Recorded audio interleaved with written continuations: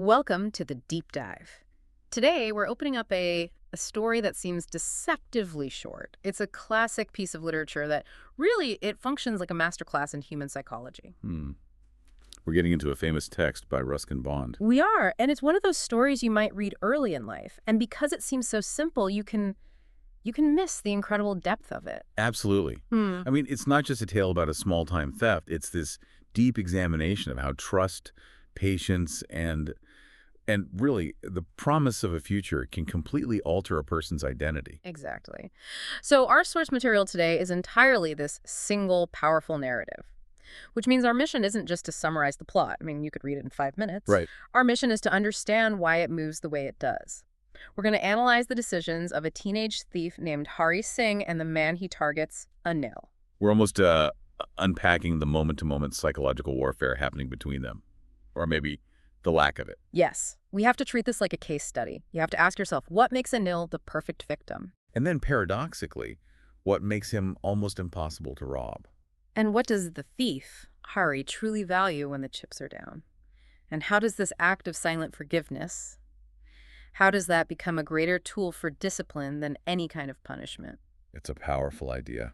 So we're going beyond the plot summary. We're diving into the mechanics of a moral transformation, written by Ruskin Bond from The Thief's Story. The story opens with this really stark admission, doesn't it? It comes from the protagonist himself, Hari Singh. Right out of the gate, he tells us, I was still a thief when I met Anil. And immediately you get this sense of his calculated reality. He's so young, only 15. But he already identifies himself as an experienced and fairly successful hand. What's crucial here, though, something that text establishes right away, is his fluid identity. He doesn't have a fixed name, a fixed address. Or a fixed self, really. It speaks volumes about the kind of constant surveillance he's operating under. He's always looking over his shoulder. That idea of a fluid identity, changing his name every month, it isn't just a quirky detail, you know. No, it's a strategy. It's Hari's primary anti-surveillance strategy. It's the mechanism of survival for a young, small-time criminal in that world. He's constantly scrubbing his own history. To stay ahead of the police, of course, but also... Former employer. Exactly, which means previous victims. So he's not just running, he's carrying these old grudges and conflicts with him. So the moment of introduction, when he meets Anil, it's completely premeditated. He spots his target at a wrestling match. And Anil is immediately profiled. He's about 25, tall, lean, and this is the most important part. He has an open, easygoing manner that suggested a nature both kind and simple enough for my purpose. That word, simple. That's the key to Hari's whole assessment. Anil just looks like he's easily tricked, maybe not particularly sharp, and definitely approachable. And you get the sense Hari needed a quick entry point because he admits he hadn't had much luck of late. The clock is ticking. Right, on his money and his camouflage. So he goes in using the thief's most reliable, low-cost weapon. It's just pure flattery. You look a bit of a wrestler yourself. Such a practiced line, isn't it? So smooth and confident. But Hari is, well, he's thin and slight, and Anil's reply kind of throws him off. He just reflects the flattery right back at him. And Hari's immediate reaction is to just cover his awkwardness with another little lie. I do wrestle a bit. It's a micro pattern, and we need to track it. Every single interaction, no matter how small, is built on a fabrication. Hari seems almost incapable of just stating reality. So when Anil asks his name, the lie is immediate. Hari Singh, a blank slate, ready to be tossed out next month. But notice how quickly Hari manages to turn that social awkwardness into a job request. The goal is always to insert himself into Anil's life. And Anil, still walking away, seemingly distracted, he just cuts right to the economic reality. But I can't pay you. And that just stops Hari in his tracks. It forces him to reevaluate. The calculated risk has hit a wall immediately. So Hari has to pivot instantly. He was looking for easy money, but now he has to consider the secondary goal. Shelter, sustenance. So he asks, can you feed me? He's hoping to convert that failed charm into a practical advantage. And Anil responds with a question that really tests Hari's ability to be useful. Can you cook? I can cook. Hari lies again, delivers it firmly. No hesitation. And just like that, the barrier is gone. Anil, who can't offer wages, can offer food for labor. He thinks he's just hired a cook. So the initial gambit is won, but it's based entirely on a fabricated identity and a fundamental lie about a basic life skill. Let's just pause on that for a second. This whole initial exchange, where Hari lies about his name, his skill, his purpose. It tells you everything you need to know about his survival strategy at the start. Right. For Hari, lying isn't a moral failing. It's just a tool. It's a necessary tool for social mobility. He sees himself as a transient professional. His entire engagement with the world is transactional.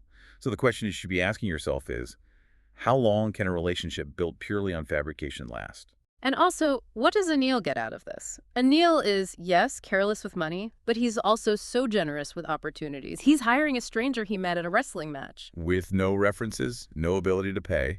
All based on a pretty weak job request. Anil is operating on a totally different moral ledger than Hari, maybe a much riskier one. Anil is acting like an idealist, someone who is just willing to take a chance on a person. While Hari is the pure pragmatist, he just sees an opportunity. So Anil takes Hari to his room. It's over the Jumna sweet shop, and it's a simple space with a balcony where Hari can sleep. The deal is set. But immediately, that lie about cooking just completely explodes in Hari's face. The text describes the meal Hari cooked that night as terrible. So bad, in fact, that Anil couldn't even eat it. And the detail that's just so humiliating is that Anil gives the entire burnt, inedible mess to a stray dog. It's not just a failure of cooking. It's a profound failure of the transactional agreement. Hari has nothing to offer but his lies. And Anil's reaction here is so critical. He doesn't yell, he doesn't berate Hari for wasting food or for lying. He simply tells him to be off, to leave. And this is where Hari's professional cunning just collides with human dignity. Despite the sharp humiliation, Hari knows he cannot lose this foothold. Yeah. So he chooses persistence. He just hangs around, refusing to be dismissed. And he forces his most appealing smile back onto his face. He's playing a very human card now. It's not a calculated move anymore. It's an appeal to pity or maybe just tolerance. And Anil, unable to send this persistent, smiling boy away, he laughs. It just laughs. And that moment of laughter, that forgiveness, it's the real beginning of the story. It shifts the entire dynamic from transactional to pedagogical. From a job to a mentorship. Anil pats Hari's head, this gesture of just unexpected warmth, and he promises to teach him to cook. But that gesture leads immediately into a much, much more significant promise. Anil says he'll teach him to write his name, Hari Singh. And then to write whole sentences, and even to add numbers. This is the moment of real moral commitment. Anil recognizes the fundamental deficit in Hari's life isn't money. It's knowledge. He decides to invest not in Hari's current services, but in Hari's future potential, at Hari. Hari immediately understands how huge this offer is. His realization is so beautifully articulated in his inner monologue. It's filled with this profound awe. He thinks, I knew that once I could write like an educated man, there would be no limit to what I could achieve. Let's just unpack that internal calculation because it's the core tension of the entire story. Right. Hari is a thief. His success is measured in these tiny immediate gains. A few rupees here, a warm meal there. But education is leverage. If he can write, he can become a clever and respected man. He could move from stealing small amounts to maybe fraud or manipulation, or even ideally legitimate work that yields huge, stable returns. The narrative takes a quiet breath here. Anil's promise of knowledge holds so much more power over Hari's hungry spirit than any immediate reward. It shifts his focus from just survival to destiny. Anil is offering him capacity, not charity. And the nature of Anil's mentorship is fascinating. He starts teaching him right away, embedding the lessons into their daily routine. And they're practicing writing Hari's name, which is ironic since he plans to discard it next month. But the act of writing that name is still an act of self-creation for him. And you have to think about the power dynamic here. Anil has just been lied to, been given terrible food. And yet he responds with patience, with education. It's a kind of silent forgiveness, and it is profoundly disarming to Hari. If Anil had yelled, Hari would have known exactly how to respond. Oh, with defiance, a quick theft, and he'd be gone. But forgiveness, especially when it's offered alongside a gift-like knowledge, it makes it impossible for a thief who relies on antagonism to operate. So Hari stays. He stays because the potential future Anil is offering is exponentially more valuable than the immediate cash that Anil doesn't even have. For the first time, Hari isn't running from a previous identity, he's building a potential new one. So as the weeks pass, Hari's life settles into this predictable, even pleasant routine. He makes the tea in the morning, he runs errands at the bazaar. And this routine immediately provides Hari with a constant, small stream of illicit income. Of course. Hari confesses that he would take his time buying the day's supplies, and he'd make sure to make a profit of about a rupee a day just by, subtly fudging the numbers. It's the professional thief on autopilot. Yeah. Just a persistent, low-level deceit. But what's so fascinating is Anil's reaction, or really his lack of one. Hari notes that Anil did not seem to mind. He never explicitly brings up the petty theft. He probably knows Hari is skimming a little off the top, but he just tolerates it. And that tolerance has to be a strategic choice on Anil's part, right? Right. It's an unspoken acknowledgement of Hari's nature. It's like a minor tax on the lessons he's providing. Anil's running a social experiment. Can the carrot of education outweigh the stick of poverty and the temptation of crime? By allowing the petty theft, he removes a reason for Hari to just leave. He keeps him in the orbit of reform. The narrative then shifts to characterizing Anil's own unstable finances. He makes money by fits and starts. Borrows 1 week, lends the next. Always worrying about that next check. He's an intellectual, writing for magazines. A queer way to make a living, as Hari calls it. This financial instability isn't just a plot detail. Bond is establishing Anil as an idealist, someone who values the creative process, who values friendship. He celebrates when he's flush with cash. Exactly. He values those things over financial prudence, which makes him the perfect foil for the purely pragmatic Hari, who only understands money in terms of security and power. And this instability, of course, it sets the stage for the core temptation. Anil comes home one evening, late, with his significant bundle of notes. He sold a book to a publisher. A major success. And Hari watches. He gives us the crucial visual detail. Anil tucks the money, that crisp bundle of achievement, directly under the mattress where he sleeps. The target is illuminated, physically present, immediately accessible. Hari's been there for almost a month now, and he hasn't done anything major in his actual line of work, but the opportunity has been there the whole time. Anil gave him a key to the door. A key to the door, a symbol of complete, unguarded access. That level of trust is it's highly unusual. And Hari explicitly states the paradox himself. He says, he was the most trusting person I had ever met, and that is why it was so difficult to rob him. Let's really drill into that psychological insight, because this is where the story elevates itself. Why is trust a deterrent to theft? Because professional theft thrives on anonymity. It thrives on antagonism. Hari understands the psychology of his victims. He knows how to deal with fear from a greedy man or anger from a rich man. But Anil's trust just bypasses all those defenses. If Hari steals, the emotional toll won't be financial, it'll be relational. He's forced to acknowledge the humanity of his victim, and that just complicates the professional detachment he needs for the job. Hari even analyzes it. Robbing a greedy man is easy because they expect it, they can afford it. But robbing a careless man like Anil, that's difficult because he might not even notice the money is gone. And he says, so cynically, that it takes all the pleasure out of the work. It removes the professional challenge. Hari is a craftsman of deceit, and theft is his art. If the victim doesn't react, the performance is meaningless. But the challenge is that the money is right there. A large sum, earned by a man Hari knows worries about his next meal. The immediate, tangible reward is competing so violently with the abstract promise of whole sentences. So the stage is set for this massive internal conflict. Hari has the key, the money is under the mattress, and the temptation is just overwhelming. The inevitable internal monologue begins. Hari has to rationalize this betrayal. He's talking himself into the theft, pulling out all the old, necessary justifications. He starts with self-pity and professional duty. Well, it's time I did some real work. I'm out of practice. He's framing the crime not as a moral choice, but as just required maintenance for his skill set. Then comes the moral gymnastics, the self-deception that lets him betray kindness without feeling the guilt. Right.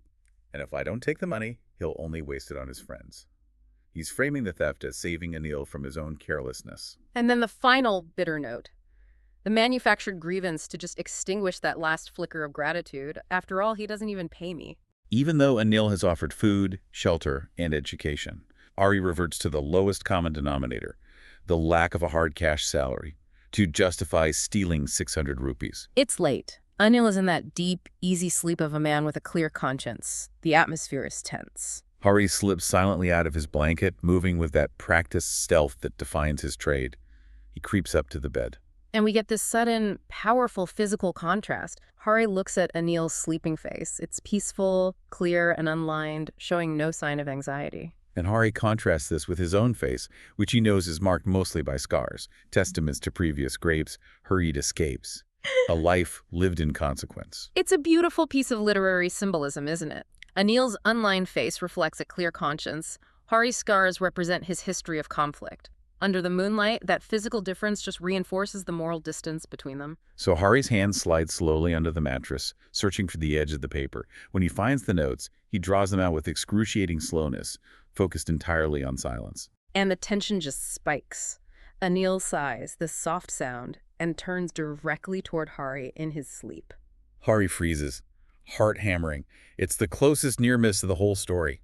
The thief, startled, just retreats, crawling backward out of the room, clutching the money tight. Once he's outside, the professional instinct kicks back in. He runs, secures the notes at his waist with his pajama string. The immediate goal is just distance. He only slows down once the adrenaline subsides, because he needs confirmation of his reward. He counts the haul. 600 rupees in 50s. And the realization of that sum brings this giddy surge of power. Hari immediately thinks about it in terms of luxury and temporary freedom. I could live like an oil-rich Arab for a week or two. He reduces this immense betrayal into a fleeting fantasy of transient wealth. The railway station is his goal. He dashes straight to the platform, skipping the ticket office. A formality he had never observed in my life. His entire history is one of skipping the necessary steps, operating outside of systems, traveling without consequence. And the Lucknow Express is right there. It's just started its heavy, deliberate movement. It's gathering speed. The opportunity is perfect. A professional like Hari should be able to jump into a carriage without a second thought. But the text gives us this moment of profound stillness, this critical, inexplicable pause. He says, "But I hesitated. For some reason I can't explain. And I lost the chance to get away." Let's just spend some time here. Because this hesitation, this is the heart of the entire story. He can't even articulate why he paused. He had the money, the opportunity, the skill, the escape route. Why didn't he jump? I think this is where the abstract value that Anil offered collides with the concrete value of those 600 rupees. In that moment of hesitation, Hari realizes what he is actually leaving behind. He isn't just escaping a crime, he's abandoning his only chance at a stable, powerful future. The fear of the known Anil's kindness, his expectation, it collided with the allure of the unknown escape. And the known won, just for a moment. And the momentum of the train overtook the momentum of his escape. And if you think about the alternative, if he had gotten on that train, he'd have 600 rupees. He'd be an oil-rich Arab for 2 weeks. And then what? He'd be right back where he started. Nameless, unskilled, running, looking for the next simple target. His whole life would just reset to zero. That unexplainable pause. It's the moment Hari's new potential future, the one Anil offered through literacy. It just slams into his old habits of immediate gratification. He realizes the potential to be a respected man, a person who can manipulate systems far more valuable than a mattress, was holding him back. It's the fear of the ceiling. His old life had a very low ceiling, right? Capped by the constant threat of capture and endless poverty. Anil offered him an open sky. That hesitation is Hari's subconscious finally recognizing that he's throwing away his destiny for temporary cash. So when the long metal carriages clatter past, Hari's left standing alone on this deserted platform. 600 rupees richer, but existentially so much poorer. He achieved the short-term goal, but completely sacrificed the long-term project. And he immediately runs into the cold reality of his life. He has money, but nowhere to spend the night. He has no friends. He consciously avoided them, knowing they were usually more trouble than help in his line of work. And the irony is so immediate and sharp. The only person he knew well, the only person he could trust for sanctuary, was the man he had just robbed. So as Hari walks aimlessly through the deserted bazaar, the psychological pressure just starts to build. He starts processing the true nature of his betrayal by reflecting on his professional study of victims' faces. This internal classification system he has, it's his coping mechanism. It allows him to objectify his victims. He has this precise taxonomy. The greedy man shows fear. The rich man shows anger. And the poor man shows acceptance. Just this resignation to constant cruelty. But when he applies this framework to Anil, the whole taxonomy just fails, spectacularly.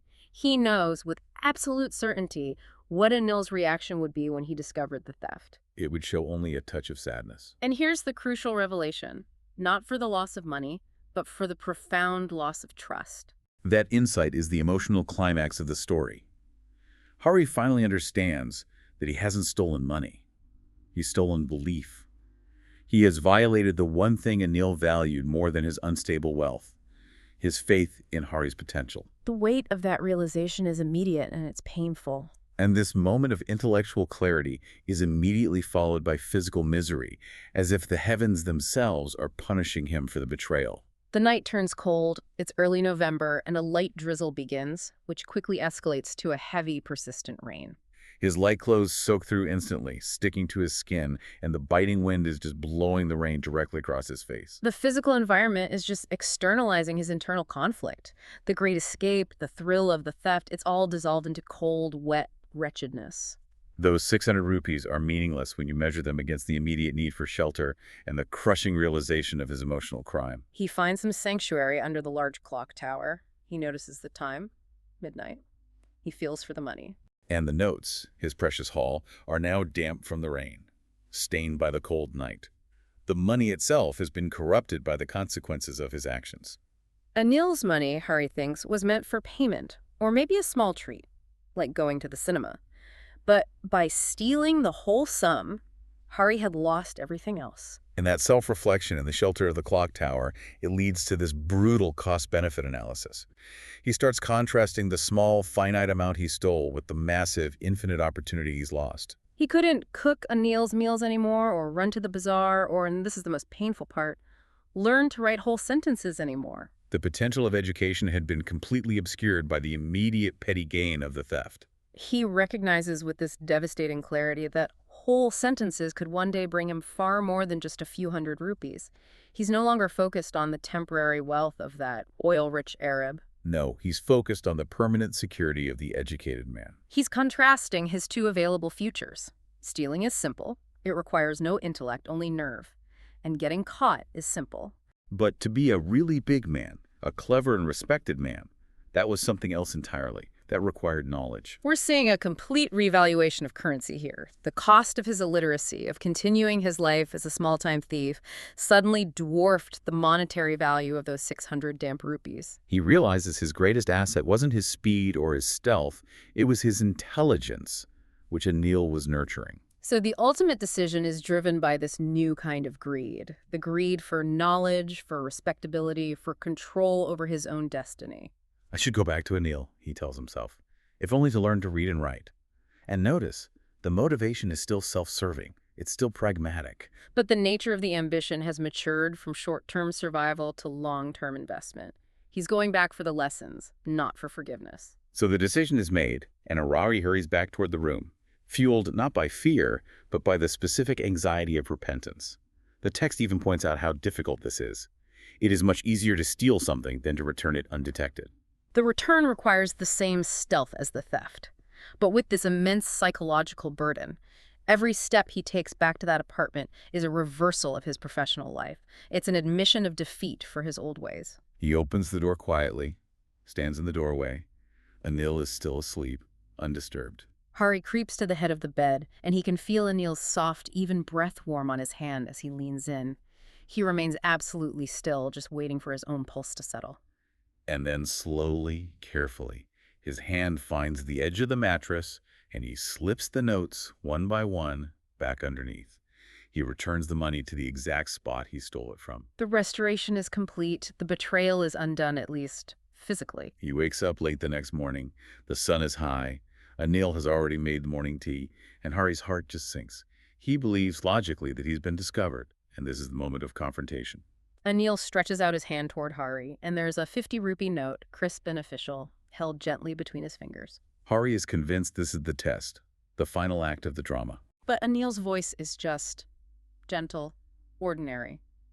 I made some money yesterday, he explains. Now you'll be paid regularly. The promise of a salary, the stability Hari craved, delivered at the very moment of his greatest failure. As Hari takes the note, the immediate relief just washes over him. But then he notices a telling detail. He realizes the note is still wet. Still damp from the night's relentless rain. And that moisture is a silent, undeniable witness. Anil knew.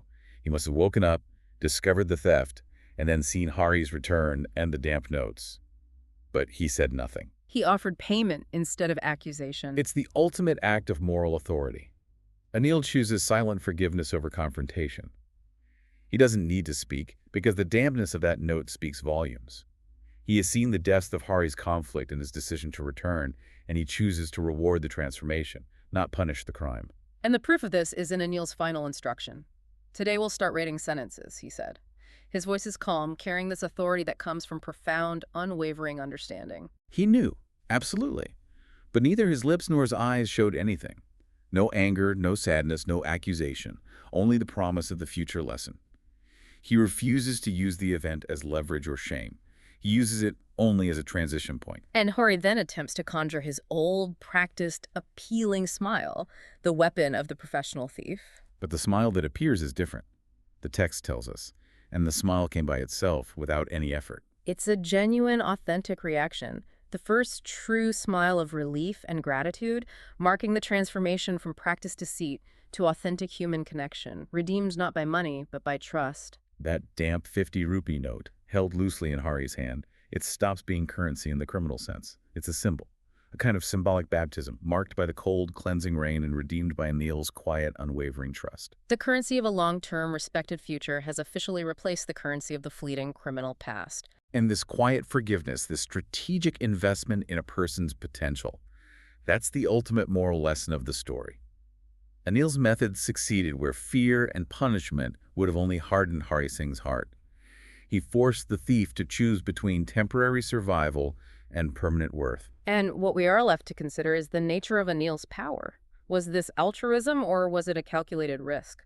By offering knowledge and silent forgiveness, Anil has secured not only his money, but the lifelong loyalty and respect of a young man who now sees him not just as a benefactor, But as the architect of his destiny. so Hari Singh goes back to being a student, committed to the path toward being that clever and respected man. And the journey starts, quite literally, with the ability to write his own sentence. The lingering sound of quiet commitment, the promise of a future written in whole sentences.